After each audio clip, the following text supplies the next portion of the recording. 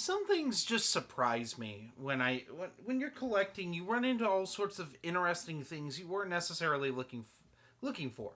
Now I knew there were Resident Evil movie novelizations, and I pretty much have all of those. But in my search, I discovered there were novelizations to the games. Not just that, but seven of those books are written by S.D. Perry. Steve Perry's daughter, I do believe. They are related.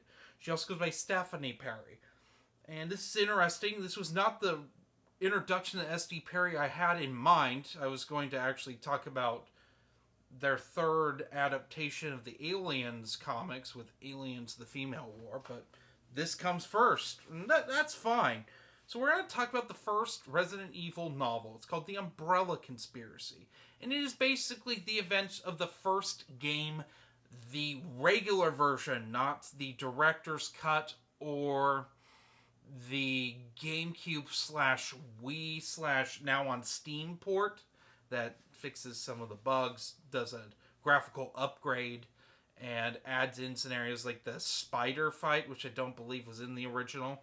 It's hard for me to remember this. I've never played the original all the way through, whereas that one I played the remake on Wii all the way through, as I recall. Either the Wii or GameCube version. I played it on a Wii. I just don't remember. It was a long time ago. And here's my thing with Resident Evil.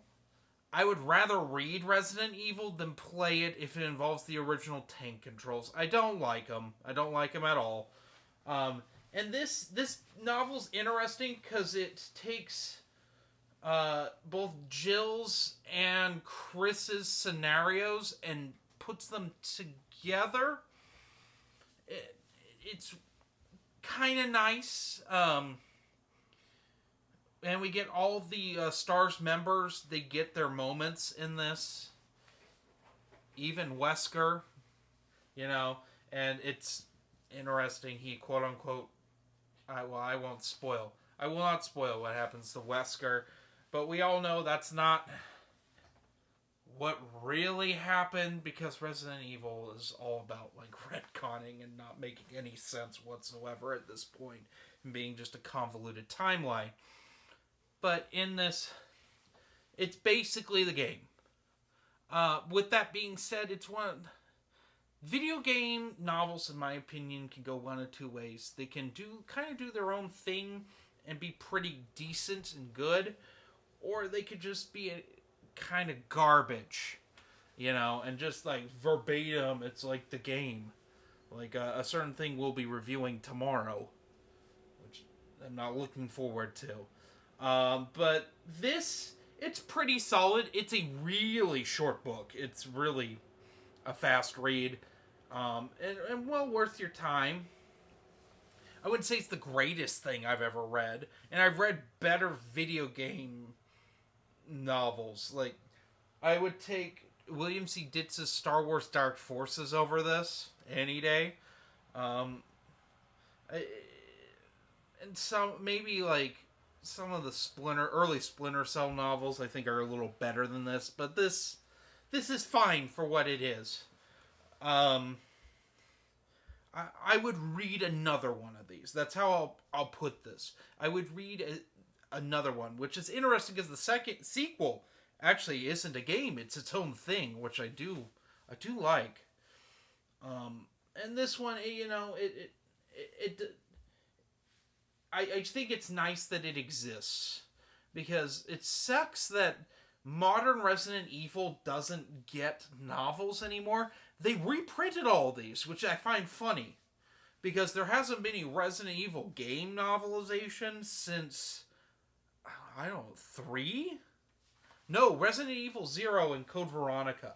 Those are the last two games that got novelizations.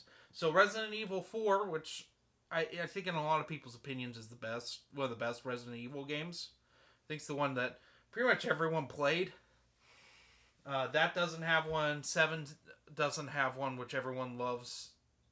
The Resident Evil 7 and like Villages, those they don't have the novelizations. And I think it's a shame, really. I don't know if S.D. Perry even writes anymore. I think she does, because I think she wrote the Uncharted novelization for the movie that like came out a few years ago. So I know she still does stuff. It's just a shame that Capcom isn't banking on this, because they still pretty much every Resident Evil movie has had a novelization. Like I think they're only missing like one in the middle that didn't get one. But yeah, pretty much all of them got novelizations. In a time when that wasn't a thing, they were still doing novelizations for Resident Evil movies. And no one watches Resident Evil movies. So why don't we get Resident Evil game novels? I don't know. Anyway, what would I rate this? I give it a good 3.5 out of 5. A little better than average, but you know, it's entertaining. Not the greatest thing I've read, but it does its job. That's how I'll put it. So, anyway, have a nice day.